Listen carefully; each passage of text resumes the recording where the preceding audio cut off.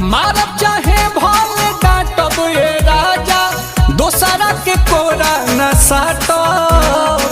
माया त बात लेब ये हो बलमुआ रावा के हम कैसे बाटो रह घरे हो हमरे जरे हो तो जाए देही बुना